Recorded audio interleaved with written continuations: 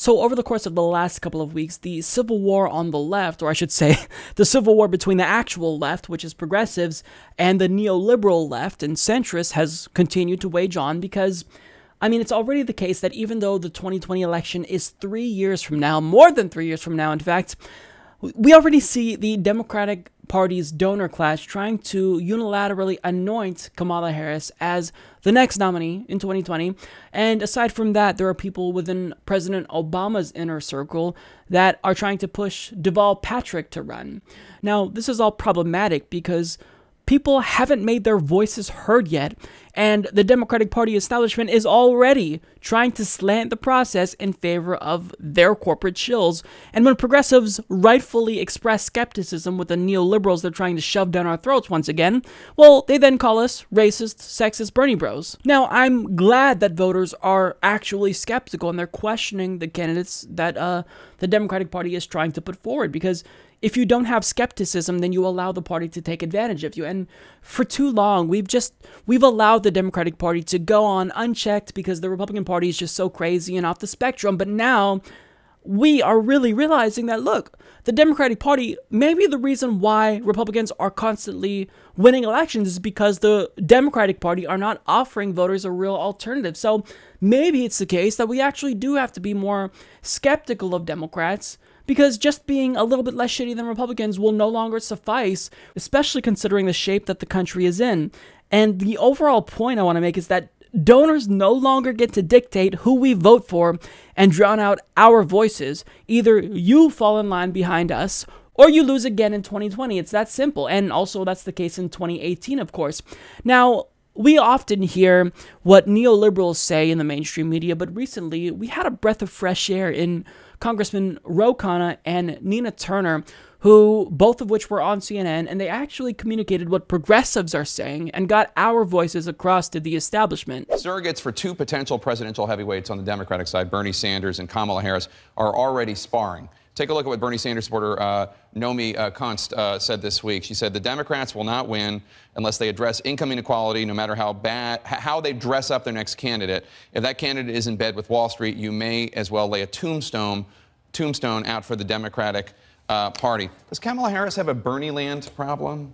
Well, I haven't seen that the senator said she is running, so that's not for me to say. What I will say is that Nomiki is absolutely right, that the Democrats have to do a better job. We lost in 2016 because we did not speak to the heart of the people, did not address their concerns. The economy, income inequality, wealth inequality is real. Real income and wages have not increased since or kept up with inflation since the 1980s. So the pain that folks are feeling is real, and we cannot dress that up. We have got to get out there and talk to the people, stop making up these slogans, a better deal. I mean, what does that mean? And even that slogan, even that policy that they're pushing has left out large swaths of the population, particularly people of color. So the Democrats have to stop playing games and get to the heart of it, and that's the truth of the matter. Now, absolutely everything that Nina Turner said there, as usual, was spot on, and I agree with her on 100% of what she said. And Ro Khanna also chimed in, and what he said was just great. It's something that I've been talking about over the course of the last couple of months. Well, I think the lesson from Bernie Sanders' campaign in 2016 is none of the insiders should pick who the candidate is. That's right. And that what we ought to have is give people the chance to make their case, have a compelling economic vision, speak to how they're going to bring manufacturing jobs back.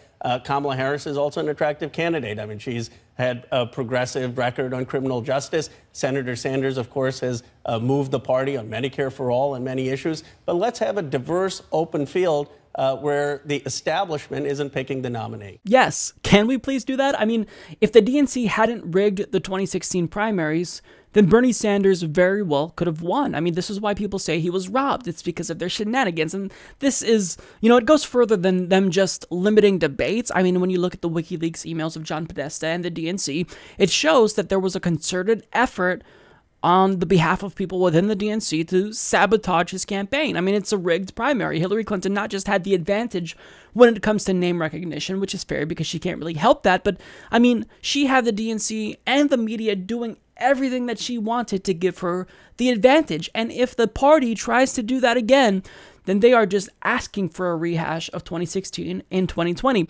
But getting into the specifics about the establishment's favorites, Ryan Cooper of The Week laid out exactly why progressives are justified in their skepticism of these particular candidates that the establishment is currently trying to shove down our throats.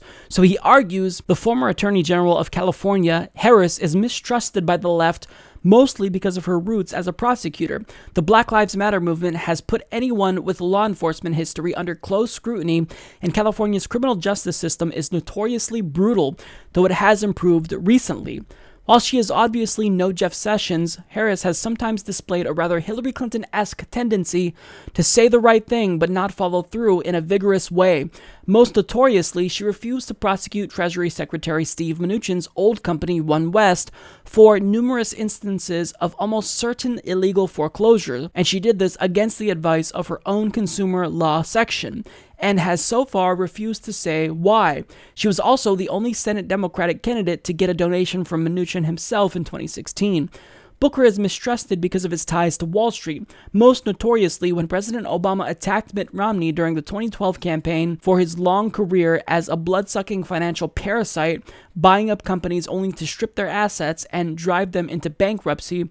Booker defended Bain Capital on Meet the Press. Why? Because New Jersey is just across the river from Manhattan, and both parties are drowning in Wall Street cash. Patrick is least trusted of all because he actually works for Bain Capital as a managing director. If he were to run for president, as Obama's inner circle is apparently urging him to, President Trump would just have to copy-paste Obama's 2012 ads. In other words, there are quite substantive reasons why a leftist might not trust any of those candidates. The probably accurate perception that all three candidates are being groomed by the same big-money donors that clustered around Hillary Clinton will only deepen the divide, because it suggests that, like pro-union rules or the public option in Obamacare, any adoption of Sanders-style proposals are mostly bait to be cast aside when it comes time to actually pass something. Yeah, I mean, that's exactly it. What they have to do if they really want to win is put up a populist candidate, or in fact, they don't even have to put up a populist candidate. All we're really asking for is a fair fight. Allow us to put up a populist candidate and let that race be fair. Let's have a broad, diverse field of candidates and allow a primary that is fair, that's not rigged, where the donor class is trying to tip the scales and the media is trying to tip the scales in favor of these neoliberal shills. I mean, just stop it. We don't want these neoliberal shills shoved down our throats, and the more you push them, the more you're going to get pushed back from us.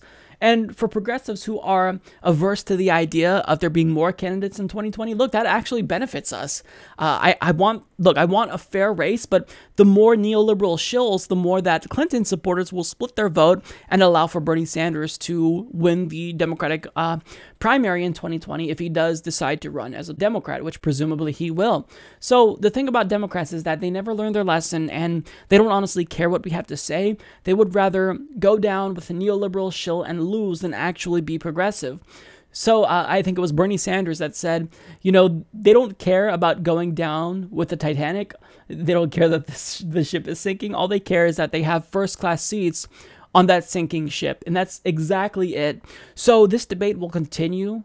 And the civil war on the left, it's not going anywhere. I mean, the Democratic Party is not going to unite anytime soon. And in fact, you know, when I say Democratic Party and include myself in that discussion, I'm reluctant to do so because I'm no longer a Democrat. You know, as a result of their shenanigans in 2018, I re-registered as an independent voter. And I probably won't re-register as a Democrat again unless the party changes. Although, you know, with some exceptions, if I see a Democrat or progressive running as a Democrat in 2018, I may temporarily re-register, but then change my status back to independent, just as a fuck you to the party, because I'm sick of them stomping on progressives and shutting out our voices. I mean, look, the time has come to change, and if Democrats don't want to change, that's fine. Keep doing what you're doing. You're going to continue to lose. Meanwhile, progressives will only get more popular. Support this podcast by joining the independent progressive media revolution today at humanistreport.com.